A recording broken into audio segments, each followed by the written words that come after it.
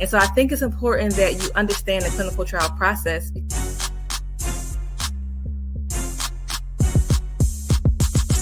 I'm not saying that the pill is bad.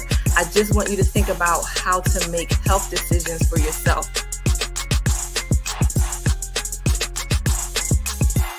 You want to be especially vigilant, especially staying on top of it. Once I got the information I needed, I started to move in that direction about how to make health decisions for yourself. In your mind, what would you say to brothers that's not vaccinated, or just people in general? I'm glad to hear you are protected, and thanks for being so honest here on Keeping It 100, because that's what we do. Hey. Welcome to Keeping It 100, where we have these open and honest conversations to make sure you have the information you need to make good health decisions. I'm your host, Dr. Kristin Motley, and of course, we have a really good show in store for you today. If you think of questions, put them in the chat, give yourself a shout out, say hello, let us know y'all here. My very good friend and pharmacist, Dr. Brooklyn Cobb, is holding us down today. Thanks, B, for being here. But let's get started. Bring in Dr. Jorge. Hey. The Puerto Rican Pekin. Yes. Oh, what's up, Doc? Miss you. How you doing? Jorge, how you living? Hey. Everything's just peachy. Buenos dias and all that good stuff. Buenos noches or tardes this afternoon. I got to brush up on my Spanish. Right. I don't know. Okay, yeah. But B probably know what to say. Right. Well, welcome back from Puerto Rico. Yeah. It was nice. I had a little sneaky getaway. Much needed. Good time and spring break. And great country. I can't wait to go back.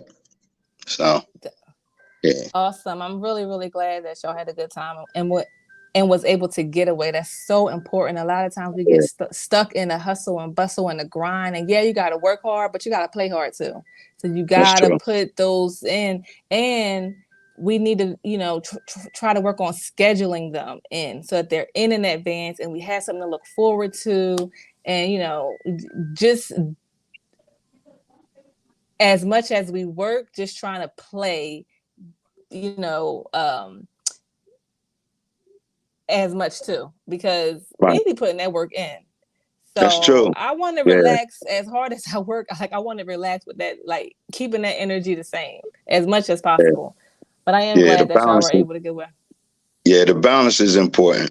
I mean, listening to some of my segments and some of the people we had on here, you're right. I mean, the stress relief is major. So you got to have a game plan to combat, your lifestyle and and you got to take time for yourself. It's hard with somebody who works hard every day and that's how you wake up.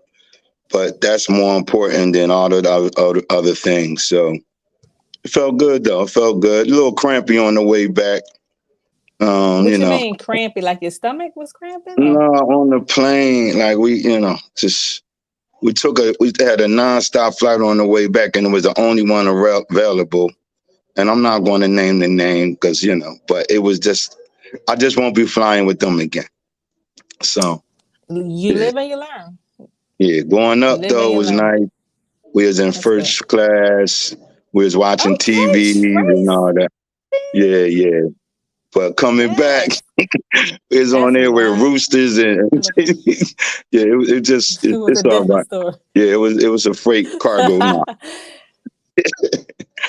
But it was nice though. I got away. She set you up. She set me up. That was a whole setup. Yeah, coming back, it was just like, but it was a night flight, so we slept and but it was like much needed time away just from everything. And I barely really used my phone. Y'all were able to go. Doc chased me away from the meet and I felt bad. I'm like, oh wow, okay, Doc, that's what we doing. All right, but thank you, Doc. I appreciate it though. Right. Yeah. Thank you, Doc. I don't know what's going on. If I can, I don't know if you stuck. Are you stuck, Doc?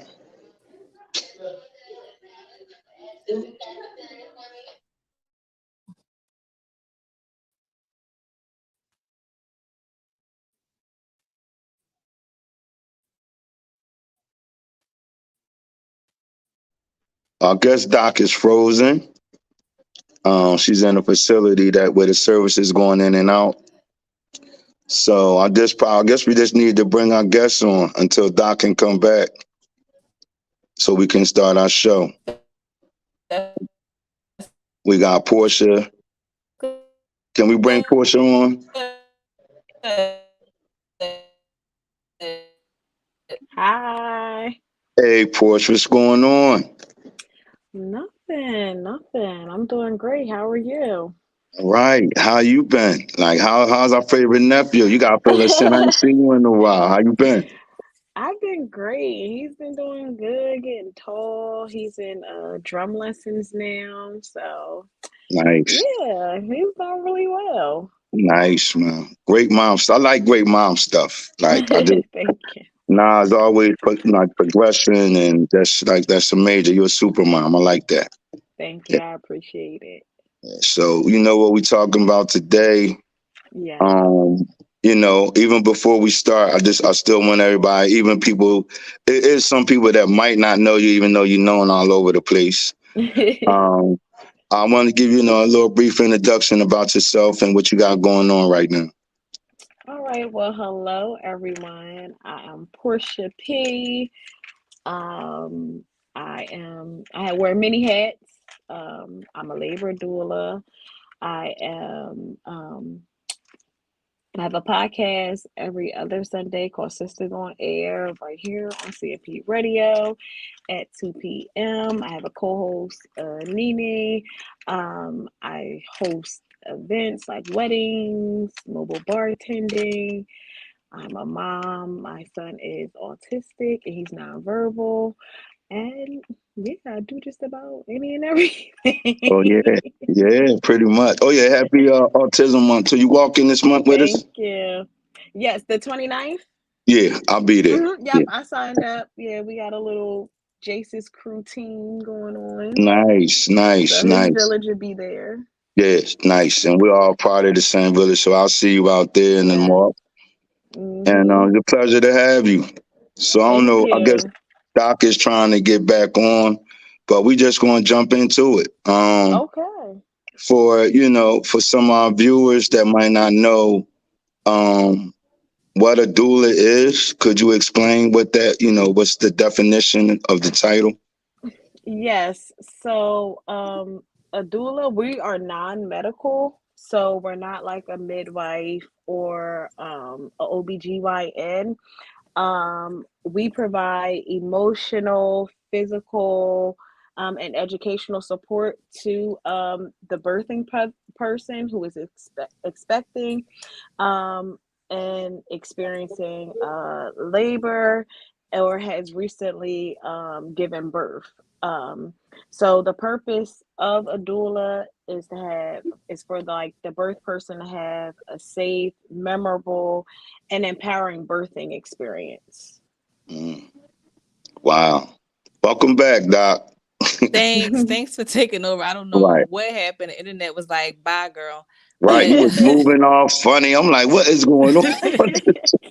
Sorry about that. So, Porsche, I did hear you mention that the doula has a non-medical role, but you help the expected moms through the birthing process, right? Yeah. How did you become interested in becoming a doula?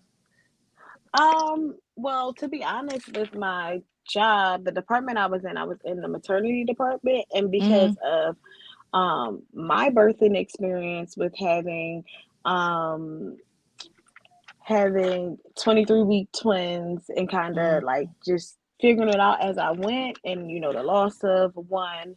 I always been like an advocate for the NICU parents and helping them navigate, and if Crozier has parents that women that need to talk, they'll call me. I will come and just help them navigate through the NICU. So when the opportunity came, the Delaware the Delaware Foundation, they had scholarships going for doulas. So my coworkers like, you should do it, you should do it. And I was like, well, I don't want to be like a postpartum doula. I don't know about labor. And it was like, just do it. So I submitted my my resume. I had my interview, and they were like, okay, you're on. Like, we love everything that you're saying. We love like your advocacy. We can tell you have a heart, and I always have a heart for the people.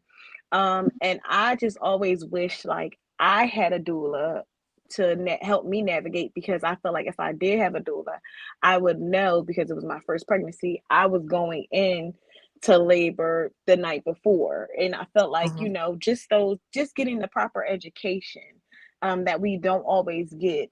Knowing our birthing rights, having a birthing plan, all those type of things, and just educating birth persons about what they can or cannot do. So as I did it, I was just like, oh, I really like it. Like I really love like dispelling the myths. That is wonderful. So was it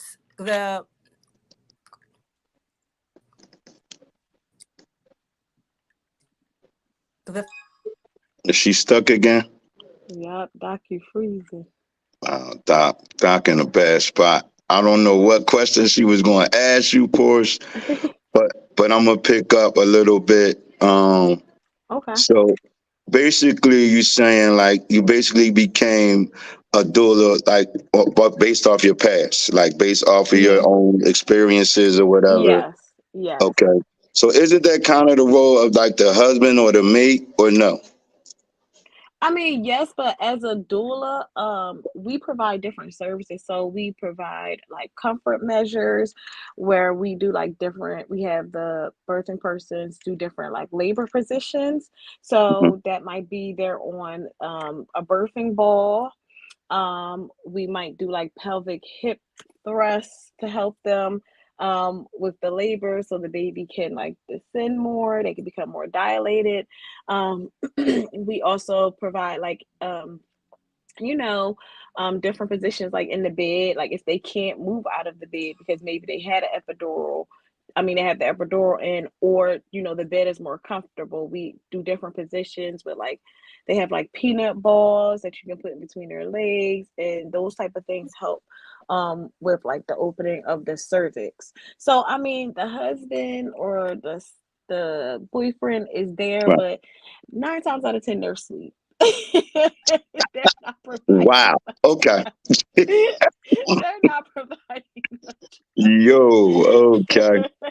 No comment. So they're Right. knocked out. I'm up with mom, like, checking on her, make sure she's okay, giving her like affirmations, words of encouragement. Okay. Because it can be a long process. Labor can be very long, or it could be very short, depending on the person and how the baby wants to come on out. So is the doula process based off of the full pregnancy or the timing of the baby, like the 9th month? Like, when does the process fully kick in?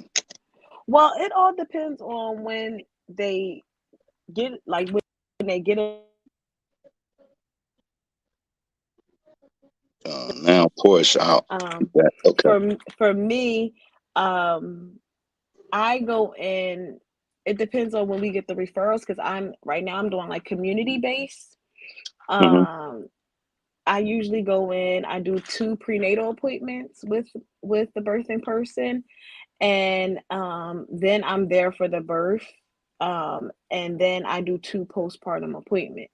But it all depends on when they seek like help. If they get a private doula, it all depends on like at how many weeks they are when they get the private doula. Wow. Welcome back, Doc. Part 2. Lord, I done moved out into the lobby. I don't know what y'all Right, want I I don't know what kind of HIPAA I'm about to expose out here, but I am trying my best. So I didn't catch the last question. So G, keep it moving. Keep it moving, G. You doing good. Right. No, I just was asking her, like, when was the timing of the process, like, as far as like when she started doing her doula thing, and be Okay. like, and she just kicked this, basically was telling us, like basically towards the end, she does 2 prenatal visits, and then, I guess around the birth time, and then I guess when they And come then home, 2 Porsche, postpartum. right, 2 postpartums. Yeah, So, so I mean, I could get more in detail. So,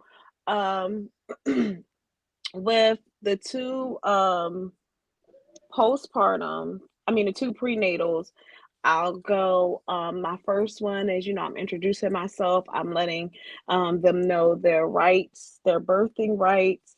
I let them know about like the different acronyms, like that they, let them know that, you advocate for yourself. You know your body, you know what's right, you know what doesn't feel right. So I don't want you to feel like you're being pressured into doing anything. Look at what is the risk, what are the consequences, is it something I need right now, those type of things. I talk to them about it. We also come up with their birthing plan. What do you want to do at birth? Like, do you want natural? Do you plan to breastfeed? How do you want it in the room? Do you want the lights down? I have tea lights. Do you want tea lights around? Like, you can make your own birthing playlist, those things like that. That's Do one. you feel, yeah, like, do you plan to move around? Do you want to do different comfort measures, or do you want to just stay in the bed? So those are the type of things we discuss on the first first prenatal appointment. And then the second prenatal appointment, we practice like different comfort measures. We talk about the stages of labor and what that looks like, what it might feel like. And I give them like different tidbits, like if like they plan on breastfeeding, I give them like literature about that, and just the different comfort measures that I prefer, like the significant other be there, mhm. so they can see, and this is what they can practice when it's time, when they're going into labor. Nice. That's wonderful. Now, how much does it cost for a person to have a doula, or is it covered by their health insurance? How does that work? So it all depends on the insurances. Some insurances cover it, some don't. Um, and it all depends on on like the doula. If it's private doula, it can range from $500 to $1,200. It Mm, all depends on like what the doula's price is. For Chester, the Foundation of Delaware County has a program that if you enroll into Healthy Start, you can get a free doula. So wow. that's the program I'm under, yes, because they want to decrease the Black maternity and morbidity rate. So that's what they have now in Chester, and that's how I was able to become a Mm, birth doula, because they have a program in place where if you enroll into Healthy Start, and you're pregnant, you can get a free doula. wow. It's Nice. wonderful. So I actually referred a friend to that program, and she loves it. Um, Okay. loves. I think she's enrolled in the Nurse Family Partnership Yeah, Program. so yeah, so they That comes they every. they kind of all like partner together. So one of my clients had, because you'll get a case manager through Healthy Start, and then you'll get a case manager through Nurse Family Partnership, and you'll get a doula. So with the case manager for Nurse Family Partnership, they follow mom and baby up until the age of 2, Yes, and then for um Healthy Start, they follow them up until 18 months. Mm, that's awesome. I think that nice. Yeah. resources are really important, and it's important that people know about them and take advantage of them. Like, Yes, yes. for having children, tell your children that who are having children, we need to know, because they are serious about dealing with this Black maternal mortality crisis, and the only way Mm-hmm. to deal with it, a part of the way to deal with it, is to take advantage of these resources, especially when they are free. I I, Right. I had this type of support available when I had my kids, and it's growing and it's great. So let's like create waiting lists to get more funding and to do more of this work. But we have another guest, and I want to introduce you again, Porsche, because I had got knocked off. So we're gonna do a little intro, a little remix, throwback. So Porsche Pinder is a woman of many, many, many hats. She is a mom, she is a labor doula, and she is the host of Sisters on Air podcast, which airs right here on cmpradio.net. So you can check her out there. And then our other guest for today is Miss Shanna Williams. She is a licensed clinical social worker. She's a doula. She's a certified lactation counselor. And she's about to be Dr. Shanna Williams in a little bit. Her research and practice focuses on Black maternal and infant health outcomes, perinatal trauma, and mental health treatment. So we are in good company. These women, we're around royalty. They holding it down. They are helping address this crisis, and I'm just like so thrilled to have you both here on the show today. So that was y'all introduction that I just couldn't get myself together because this internet over here playing with me. Right. But welcome, and I'm really welcome, Shanna. Dr. Williams, excuse me. Yes. Hey, how are you? All right. So one question that I wanted to ask earlier that we didn't get to ask, and I guess we can throw this one to you, Dr. Williams, is can you talk about some of the statistics on the Black maternal mortality crisis and kind of help the audience understand how real and how bad this issue really is? Sure. So first, maternal mortality is any pregnancy-related death that takes place during pregnancy, birth, or up to that first year postpartum. And what we know is that the United States, among developed nations, really has one of the worst maternal mortality rates, and it continues to rise. And we saw this particularly during COVID. And of that group of folks who are passing away due to pregnancy-related death, there's significantly higher numbers of Black women. And so Black women are 3 times more likely to die from a pregnancy-related cause than white women. And depending on where you live, that difference could be up to 12 times more likely. So there's a variety depending on where you live in the United States. And people have identified multiple factors. All of them, though, relate in some way, shape, or form to structural racism and unconscious bias in the medical system. And what we know about pregnancy-related death is that 80% of what we're seeing is preventable.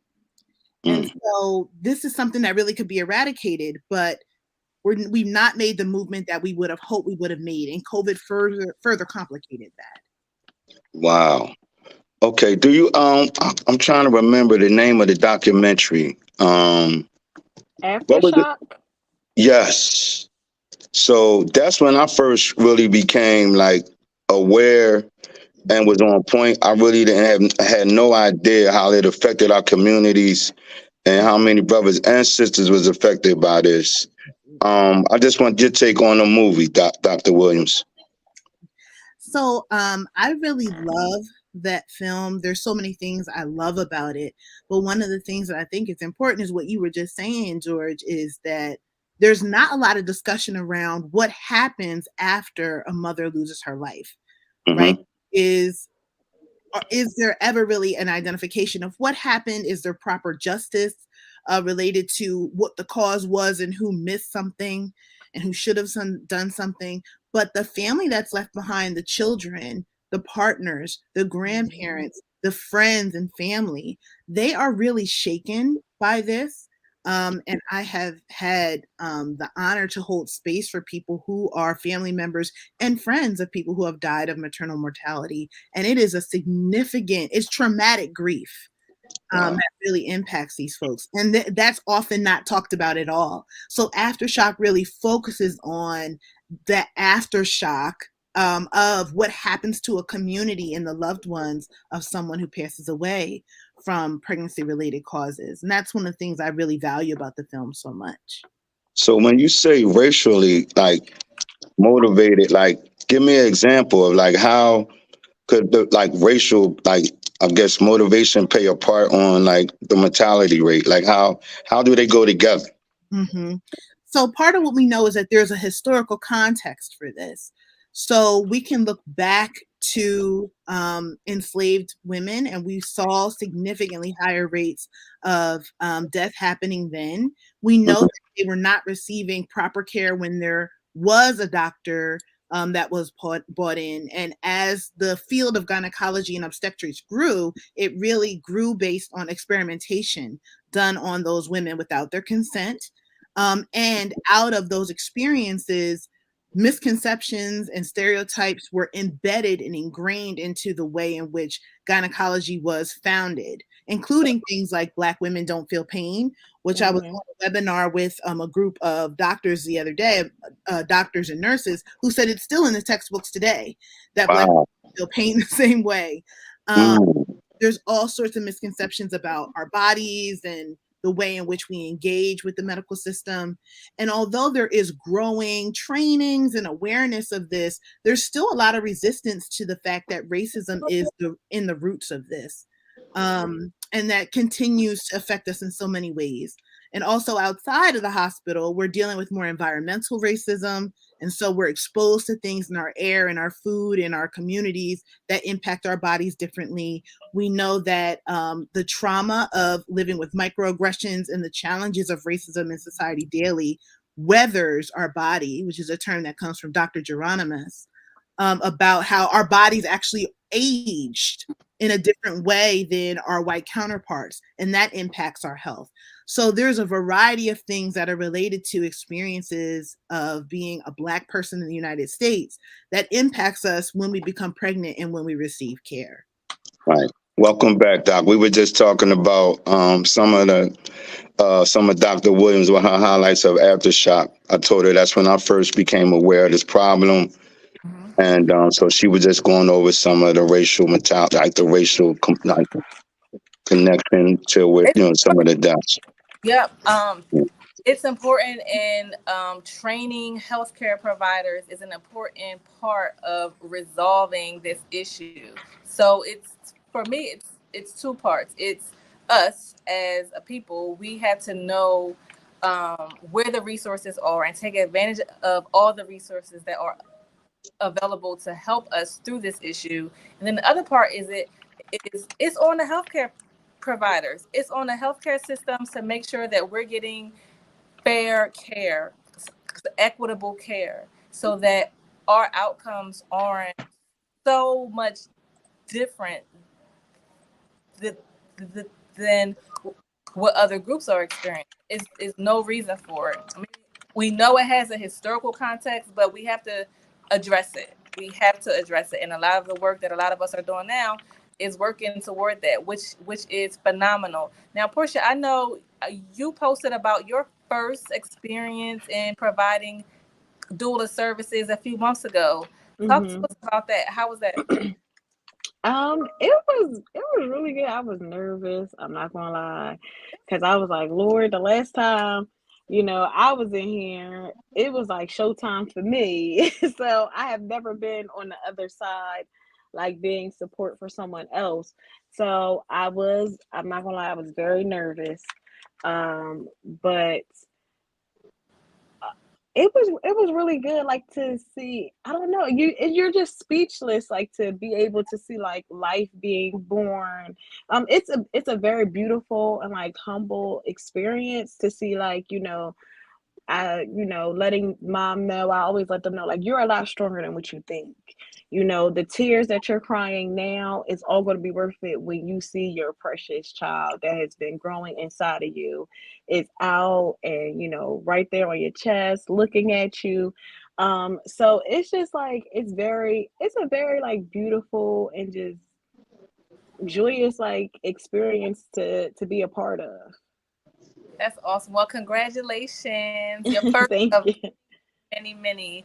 Yes.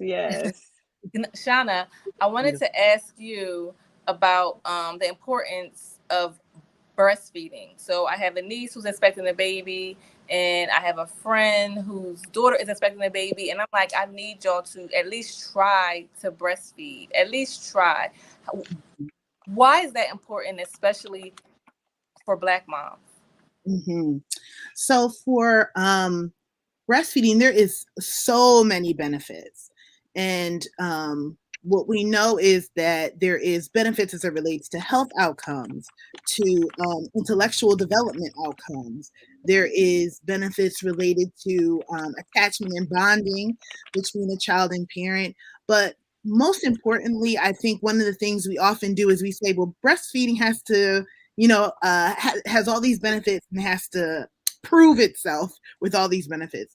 But the truth is that breastfeeding is what breast milk was designed for babies. It was designed for human babies, just like a cow gives birth and their milk is designed for their babies. In the same way, our bodies are designed for babies.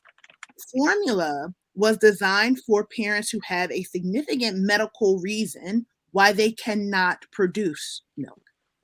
And what ends up happening is formula, because of the push right from corporations, became the standard, as opposed to breast milk is what you do and chest milk is what you give your baby. And if you cannot, for a significant medical reason, then formula is an option.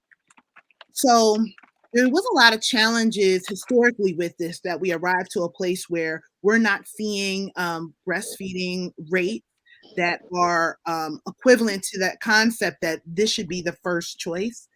And it's not because people don't necessarily want to, it's because there's often not a lot of support, it's not promoted, and it's not really protected. There's a lot of things that come up as barriers for people who are trying to nurse their little ones, including having appropriate lactation support, and getting all of the connections they need to be able to have the time and space to figure it out. It's a new thing, right? And you need the ability to figure out how to make that work. So it absolutely is what our bodies are designed to do. It's the best fit for babies because it's designed for their body, but formula can be helpful for families who medically are not able to do so. We want to try to alleviate the things that are not medically related that serve as barriers to breastfeeding. Sometimes those are cultural barriers. No one in our family might have breastfed. And we know there's been a lot of things that have happened historically that in particular have placed Black families in a position where they're less likely to breastfeed. So if you're the only one in your family to do it, that creates a likelihood that you're struggling more. People may not understand you. You're getting a bit more criticism. It's especially important because of thinking about reducing cost, creating better aspects in our environments. When we think about the challenges that Black communities often face with pollution and things like that, this is one way we can be environmentally friendly. So there's a lot of benefits for Black families to nurse, but we really deserve a lot of support around those social barriers. And I'll also say that includes going back to work and having a workplace that's supportive of your needs as a nursing parent. Working with someone who is a doula, we know working with a doula, it actually increases your likelihood you're going to be successful at nursing. And then having referrals and connections to lactation care professionals who are actually trained. And it's important to know that many OBs and pediatricians often don't get the correct training. And so they often have a lot of misconceptions, and they will push people to formula because that's easier for them to measure and monitor. But that is not necessarily mean that that's the right choice for you and your baby. So having those supports in place, building your village around you of people who have already are nursing, connecting with resources like the Delaware County Breastfeeding Coalition, and having those things in place before you start your journey is really important. Thank you so much for sharing that. And one of my questions was going to be about, who can women contact to find out, or to get the support that they need. So thanks for sharing that. I want to, I'm a strong advocate for at least trying to breastfeed and getting help if you need help. I breastfed Bria for 2 years, Noah for almost 3 years. And my family was like, how long are you going to breastfeed these babies? As long as they want. And I didn't have people around me that were breastfeeding. You know, I struggled and was trying to figure it out and had infections and it hurt sometimes. But I just was like so determined to not give them formula unless I had to give them formula. And it was not easy. I was very fortunate to have a job where I can step out and pump. You know, I had to go to my car and do it, but at least I can I had somewhere to go to do it. So, you know, I just want our moms to know that if you can just give it a try, don't turn it away without at least trying to do it and getting information and having the support there. It's so important. And contact me. You know, like I will try to find you and point you in the right direction. I just want us to not be trapped in what society is telling us is what's best for us and our babies, especially if it doesn't align with what really is best for us and our babies. So thank you for sharing that. Yeah, and I always, Dr. Molly, and I always tell my my clients, while you're in the hospital, request to see the lactation consultant there, so that way they can see you, make sure you're latching correctly, and give you any tidbits and advice. So I always tell them to, you know, do it there, and a lot of state Medicaids approve breast pumps as well. So that's a good thing too, because a lot of them want mom or the birthing person to breastfeed as well. Yep. So I think, so use your resources, call your insurance. Most insurance plans will cover the pump. So get your free pump. Make sure you know how to use it. Don't use it before you have the baby. And take advantage of all the resources that health insurance providers give, that your jobs give, that the community is giving. Take advantage of this stuff because it's so important. We are so lucky to have you two on the show today. I want to give a shout out to the Foundation for Delaware County and the County of Delaware for hosting this afternoon program. We are doing another film screening of the Aftershock documentary and then a panel discussion right after the documentary. So if you are available, it's free. Come over to DCCC. Registration starts at 3:30 and the program starts at 4. And it's going to be streamed here on cmpradio.net. I found out right before this show started that awesome. The panel discussion is going to be streamed here. So that'll probably start around 5:30 or so. So check that out. Again, it is Black Maternal Mortality Week. So it's a lot of programming going on. Portia, I saw that you all posted all the events that's happening. So check out Portia's Instagram page. Portia, share that. Yes, and this Sunday on our show, to wrap up, you know, Black Maternal Health Week, we will also have Doula Amia on the show, as well as myself, to talk about, you know, Black maternal health and doula, to kind of dispel the myths that everyone has about a doula. You know, most people think you have to have money, or it's more like for natural births, home births, holistic things. And we want to dispel the myths. Like, even if you get a C-section, you can still have a doula. So we want to educate our community more, everyone more about getting a doula. Thank you. And tell us your page again. It is Sisters on Air. That's SISTAS on Air. We're on Facebook and Instagram. Perfect. So check out her for that. We will be at Representative Carol Kazim's Mental Health Awareness Day this Saturday at the STEM School in Chester from 10 to 2. So check us out there. Remember, COVID is still out there. Get vaccinated, get your boosters, especially if you have not gotten one shot yet. At least get started, get one shot, and we'll talk about the second and the